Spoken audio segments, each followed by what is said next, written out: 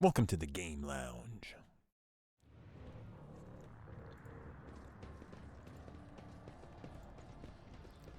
I always have a backup plan. I will deliver furious retribution. Ooh, 2 plague bearers. I'll show you why navigators are feared. On it. You never stood a chance. That was a long one. All right.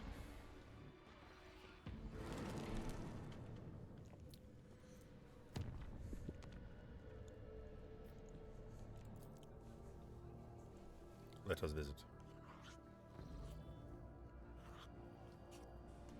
Okay, now we're in this world. Had a few mishaps, but we're going to start from here and then go over to Grantis. There we go. Already checked out a few of the worlds. Didn't have it recording, but that was my bad. So we'll just start from over here, continue off there, go back to Grantis, land on Grantis. Alright, now level up. There we go. I always keep my options open. Crooked fingers clinging to the ground. This woman had her spine broken. Oh god. The dead noble woman staring at the sky with unblinking eyes. Her fingers have been thoroughly broken.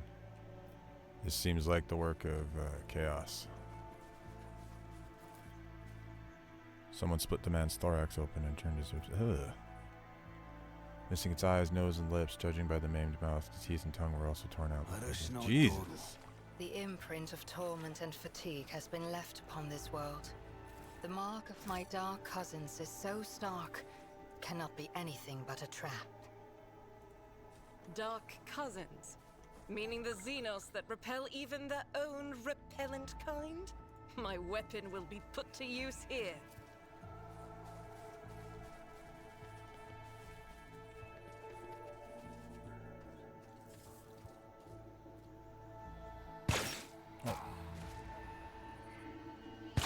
Oh.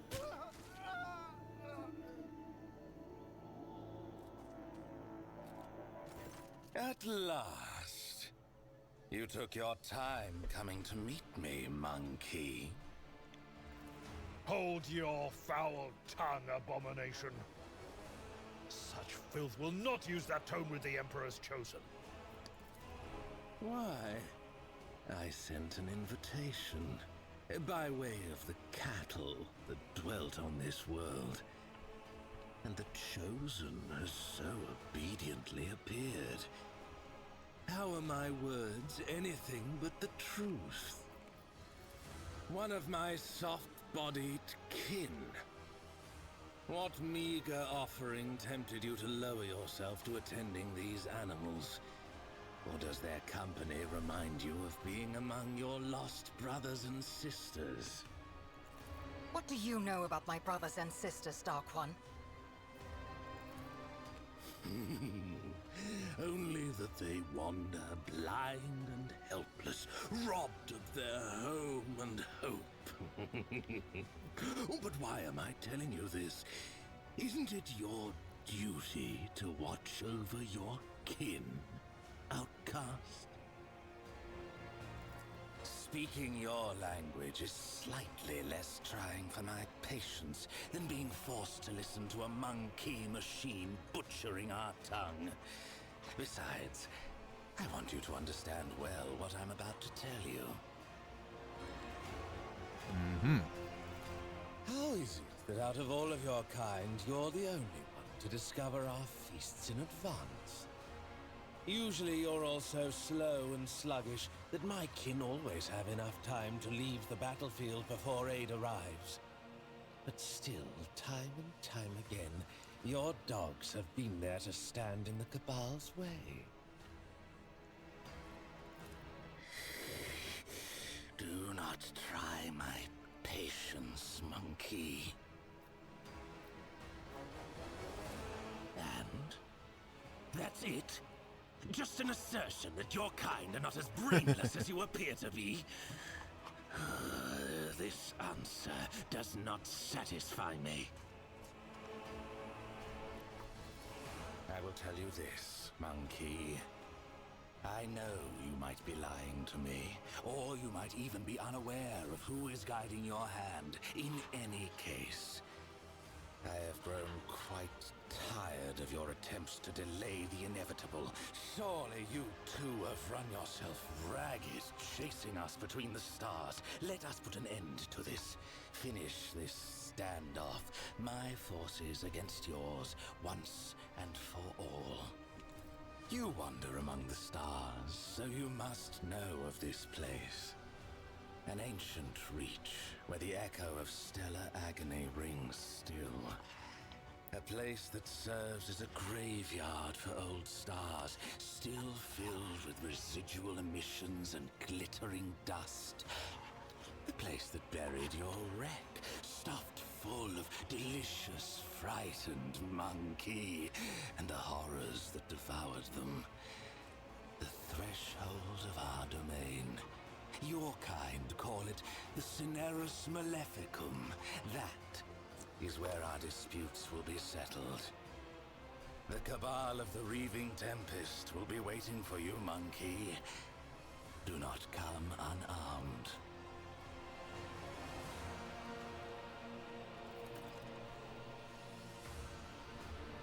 Oh, the mask of composure vanishes from the Xenos' face.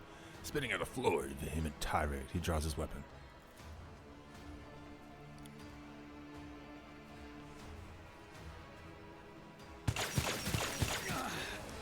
A mere pain won't stop me. Suffer not the heretic to live! Come, taste my blade! Victory is imminent.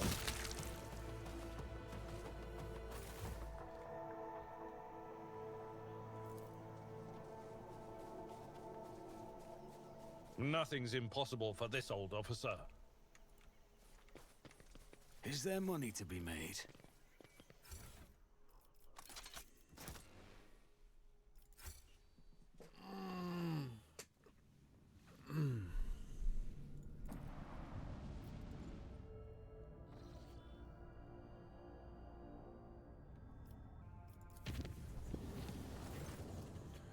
Demonic eyes had materialized and begun to slither across the walls of Crew 49. Crew Quarter 49. The burning orbs swelled like bubbles of fetid swamp gas, only in secluded places at first, later appearing in plain sight. Everyone subject to the glare started experiencing headaches and spells of self-flagellation. After one of the officers peeled off a portion of his own skin to fashion a makeshift eyelid for one of the fiendish orbs, this section was quarantined since neither fire nor munitions could prevent more eyes from sprouting up on the ship. The vessel was cleansed only by escaping from the clutching embrace of the Sea of Souls.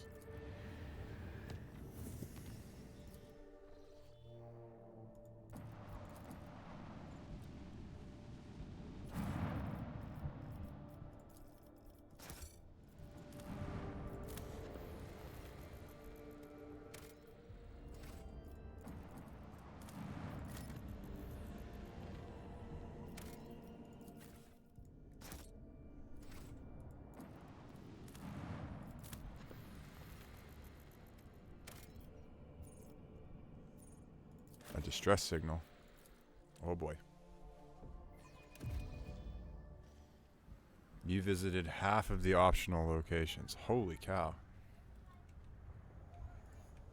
I always have a backup plan. Such a peaceful scene. The likes of which I haven't seen in a long time. No bright flashes, no riot of colors. As if one was either carrying or hugging the other and did not let go even in death. Their gear is badly damaged and decayed. There are three things worthy of note. Fragments of some sort of devices that both skeletons carried on their belts, some shiny trinkets in the remains of the carried skeleton's bag, and an old portable cogitator in the other's bag. The cogitator has been exposed to the elements for decades.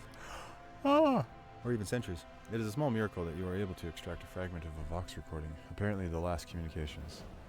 We're rich! Chaos take me, rich! Look, fly, for crying out loud, spit it out. What have you found? Rich! Screw footfall! The expanse can go to the orcs. We're out of here. Calixtus, here we come. Yeah, because with our record, Calixis is definitely the place to go. What makes you think life's better there anyway? I want a house on some planet. A mansion with a lion statue at the entrance. It'll have a servitor with one job, dusting my lion statue. Fly, you idiot. You're still on a dangerous planet. Quit sending me your hollering. Get back here or just tell me what you found out already. Fly. Fly, you coming? I'm coming for you, dumbass. If you're not responding just to mess with me, you're dead meat. The pieces of broken text suggest that this was a rudimentary radar jammer, and an item commonly utilized by pirates in the Coronis Expanse. The trinkets are clearly of Xenos origin. They are miscellaneous time-worn items that have no particular value. One can assume that they are pretty trophies looted from several corpses. Unexpected result. I must thank you, esteemed Magos. After your intervention, I feel 50 years younger. Both my knee implants are as good as new. I agreed to help out of respect for the priceless array of augmentations placed in your body. Such sacred creations deserve the best maintenance available.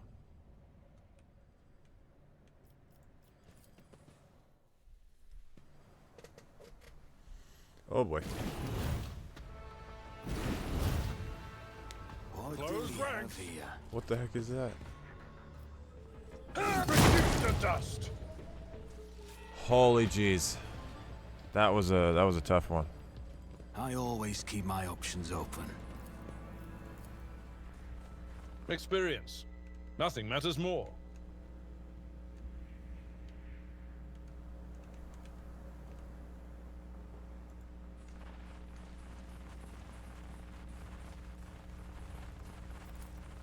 Nothing's impossible for this old officer.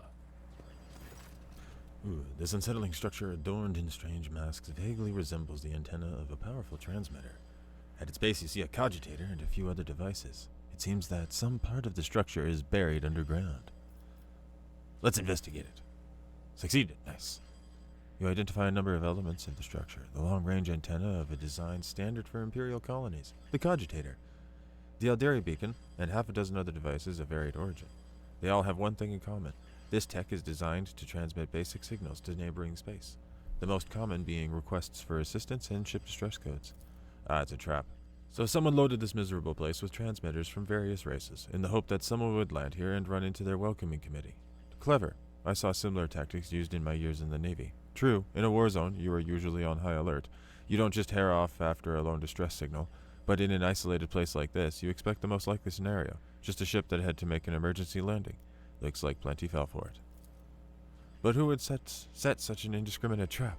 One intended to lure in Eldari and humans and anyone else? Who is an enemy to everyone and everything?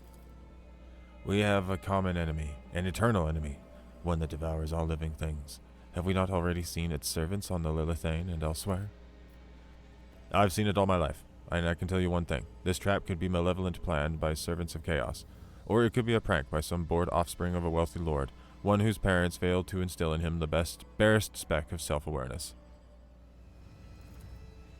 I bet my money on thieves. It's possible, very possible, but I'm not convinced. There's something strange about this. It's highly suspicious. Let's look at it. You managed to penetrate the cogitator's defenses. Its function is rather simple. The program is designed to activate the transmitter once every 5 years and send out a ship distress signal into space. Blow it up. You set the charges successfully, carefully. Without a doubt, the structure will be destroyed with expert precision along with the underground part. Gain that class. Nice. Too hard for a simple monkey. Unexpected Time result. to leave.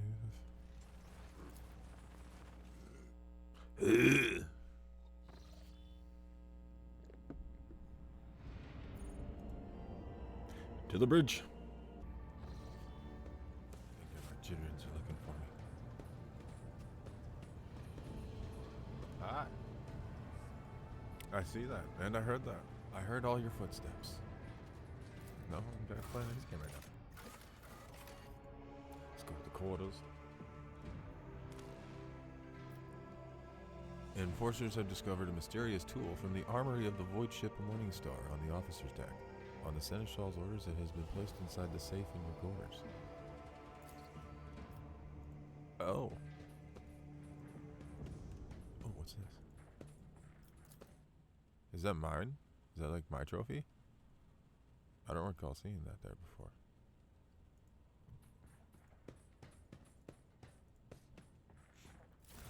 I think that's it.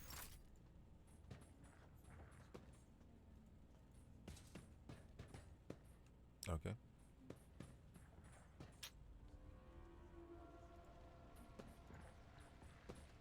Okay. I gotta do my ablution.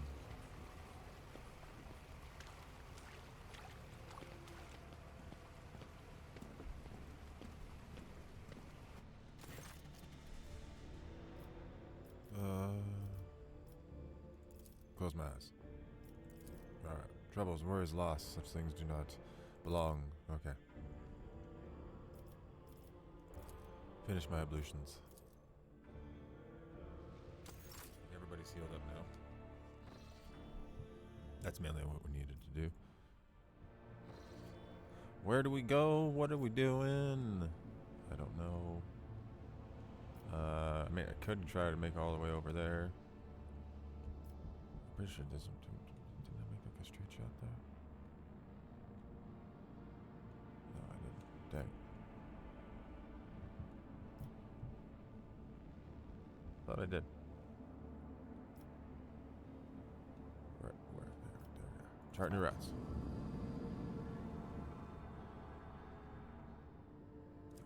Oh, there. Oh, there is a route there. Hey.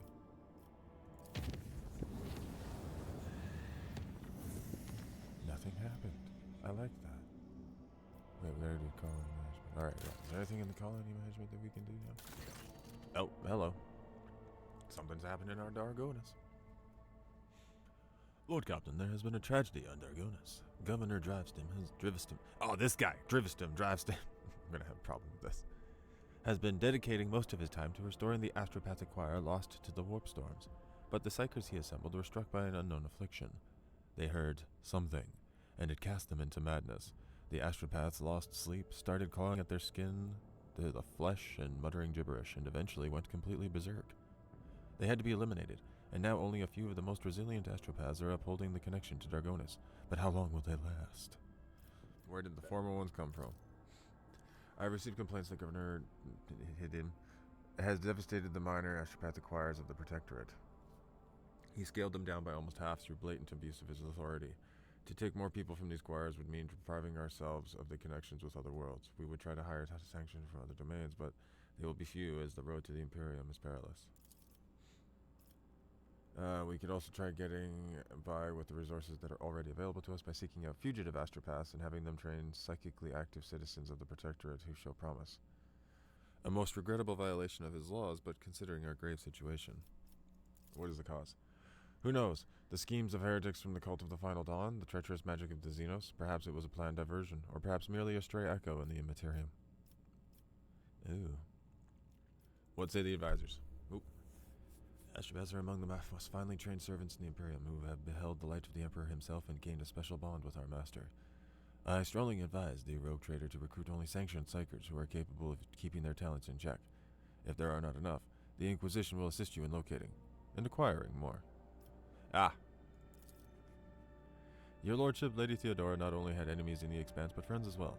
Those whom she helped out, rescued and saved. I think these people can offer a helping hand. Among them are several powerful planetary rulers who possess both astropaths and a deep respect for your family name.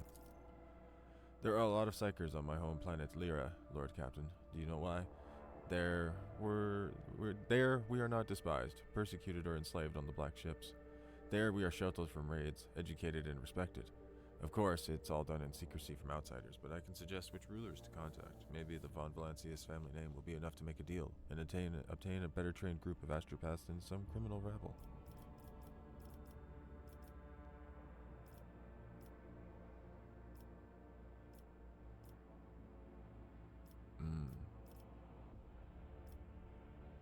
Old friends.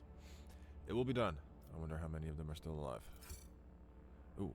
A ship carrying 24 astropaths soon arrived on Dargonis. They descended to the surface, covered head to toe in protective amulets as if going to war. The news of the tragedy that had befallen the previous choir had quickly spread throughout the expanse. Each of them conveyed words of amity from the rulers who had sent them, and each asked permission to visit the family crypt to pay tribute to Lady Theodora. There has been no recurrence of the disastrous astropathic madness, but the new astropaths have all reported hearing the strange whispers ever since their first day on the planet. Ooh, Dargonis. You can do so much, like, holy cow. One on top I left. Oh, we can have some, yeah. Lord Captain, the astropathic choir has caught glimpses of horrifying visions coming from Vibos 5. Something has breached the colony from underground. Soon after a new sector of deep tunnels had been put into operation, it was overrun by monsters. They lurk in the darkness, swarm in the shadows, attack quietly, and leave nothing in their wake, consuming flesh, plasteel, and rockcrete. The churring of 1,000 claws heralds their approach, and desperate cries can be heard in the silence of the tunnels. Praise be to the Golden Throne. These creatures do not seem to be interested in getting to the surface. However, they have seized several active mines, and are doing Emperor only knows what to them. What are these creatures? Few who have faced them have survived to tell the tale, so the information is scarce and hardly reliable. Their accounts, if you will, are a jumble of facts mixed with wild speculation. The frightened workers call these monsters a swarm because they crawl along the tunnel like a wave. They say that the enemies are vast in number and resemble insects. One of the fortunate survivors, mad from horror, emerged from the mines holding a wrench engraved with strange markings. The pattern was exactly the same as the one the mad convicts had been etching into the walls.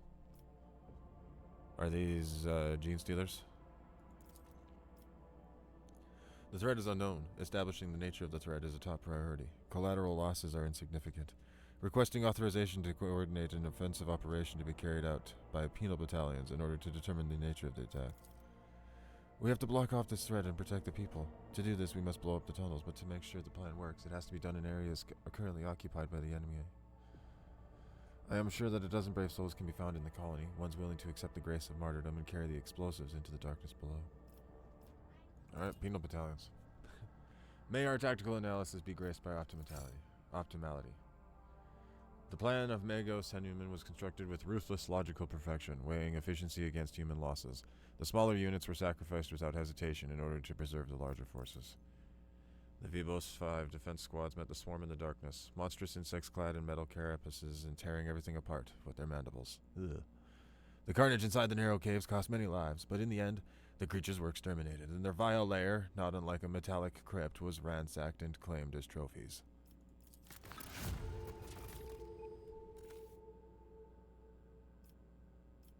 6 people, nice.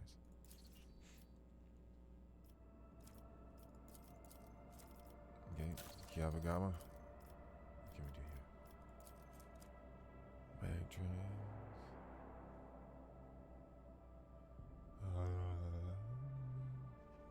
Alice, please stop. Before you get hurt. Yeah, please, let's not.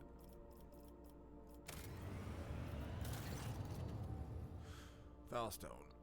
Lord Captain, the world of Foulstone has been upset by a conflict between the followers of the Order of the Hammer. Oh yeah, these guys, the refugee people. Oh yeah, this is like the shrine one. The disc doesn't work. Okay, 1 second. Is this Star Wars? Yes, because this is when Star Wars was first coming out. Oh my gosh. The Clone Wars. Yeah, it's previews. This is when Clone Wars was first coming out. Oh, Dad misses this. Oh. I want to watch the Clone Wars again. Which has an argument. Please don't. An argument broke out near the tomb of the renowned holy man Nicomedes Keith, and the tomb was damaged in the fray. The pilgrims, revering Keith's rival, Philip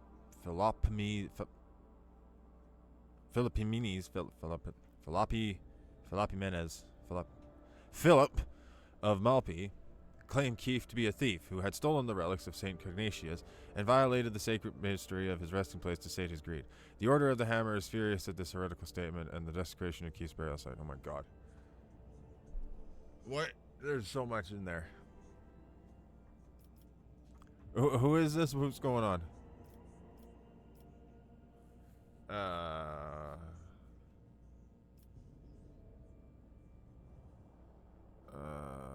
Treasurer has welcomed 100 of the new arrivals into the ranks. Yeah, that's what's going to happen for a bit. Who are these people? Saint Nicomedes Keefe is a missionary who arrived in the Expanse alongside the founders of the Order of the Hammer, offering them invaluable guidance for colonizing Falstone. He converted many worlds to the Imperial Creed, but his most famous feat was his search for the burial site of the legendary preacher Saint Cognatius, who conquered the Expanse thousands of years ago. Okay. Leaving behind scores of relics, Keefe was able to track down some of those relics. The order was named after the power of the hammer of Saint Cognatius, Piety's charge. Philip is a priest from Winterscale's realm. Okay. He preached in the same times as Nicomedes Keefe and denounced him for the false veneration of Saint Cognatius. Okay. So he doesn't believe in Saint Cognatius. He believed... I don't know what that movie is, Alice. Cognatius preached the incomprehensibility of the highest wisdom to the people, and that any attempts to learn it would only lead to heresy. He called the search for St. Cognatius' burial site blasphemy, and the collection of relics looting and soliciting. In his opinion, the sacred objects should not be congregated in one place, but should find haven across the many worlds. The relics are power, and their aggregation gives way to pride. True. Right, what about my advisors? For a group that has just arrived in a foreign realm, the Malpians' conduct is insolent at best. Penance should be imposed on them. We will send them on a pilgrimage to find the relics of St. Cognatius and to learn the ways of St. Keefe. In this way, they would be of use for returning the lost relics, and the Order of the Hammer would be satisfied with a just verdict. There was a similar theological dispute at the Fifth Aphelian Council, and the conflict between the two cultures was resolved in sacred duel. 20 champions from each side came forward, both sides vowing to accept the victor's teachings if they lost. I proposed to invoke the council's edict and settle the dispute in the same way. They believe that their faith is superior. Then let them prove it. Subject them to a severe test of faith. If they survive it, they will have proven their steadfastness. Even if the Order of the Hammer does not accept their arguments, it will be easier for them to recognize the newcomer's right to interpret the way of St. Cognatius if they prove it with their own blood and pain. The Malpians have renounced the concept of possession. Their vows are true and similar to ours, but they lack humility and reverence for the dead. The blood-spun web could embrace their leaders. We could teach them. We could soothe the turmoil. Oh. My. Okay. The Malpians belong to the blood-spun web now. Bring them aboard. Ooh. We should follow the edict of the Fifth Aphelian Council. That might decide whose beliefs are just. Might is right. I will arrange for the dueling grounds to be prepared in the monastery. 4 dozen fighters clashed in a bitter struggle. The forces were an equal match, and thus the duel righteous. By the end, only the indomitable Hectarchius, the prelate of the Order of the Hammer, was left standing, and honoring their vow, the Malpians bowed down to him and accepted the teachings of Saint Nicomedes. There you go.